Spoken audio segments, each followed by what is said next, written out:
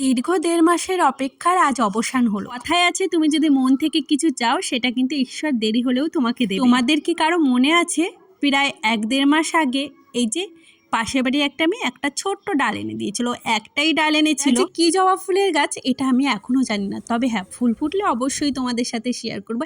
একটাই মাত্র ডাল ছিল, তাই প্রচণ্ড টেনশনে ছিলাম এর থেকে আদৌ চারা বের হবে কিনা। তার যখন প্রথম একটা পাতা বেরিয়েছিল আমি তো ভীষণ খুশি হয়েছিলাম, তাই ভাবলাম আজকে গাছটা যখন বসাচ্ছি তোমাদের সাথে শেয়ার করি। গাছটা লাগাতে লাগাতে তোমাদের কোশ্চেনের অ্যান্সার দিই। একটা দিদিভাই বলেছো আমার বাড়ির জামতলা একটা পদ্মের বীজ দিও, আর তোমার পত্তুলিকার গাছও দিও, আমার ছাদ বাগান সাজাবো। দেখো দিদিভাই, কারো বাড়িতে কি করে আমি সব পাঠাবো সেটা আমার জানা নেই, যদি জানো বলে দিও। আর একটা বোন বলেছো তোমার বাড়ি কোথায়, আমার বাড়ি বর্ধমান ছোট্ট একটা গ্রামে আমি থাকি। আর একজনা বলেছো আপু আমার নাম ইয়াসমিন, আমার নামটা নিও। এই তো মিষ্টি বোন, তোমার নামটা নিয়ে বোন লিখেছো। তোমার 100কে খুব তাড়াতাড়ি পূর্ণ হোক, আমাকে মিষ্টি খাইও।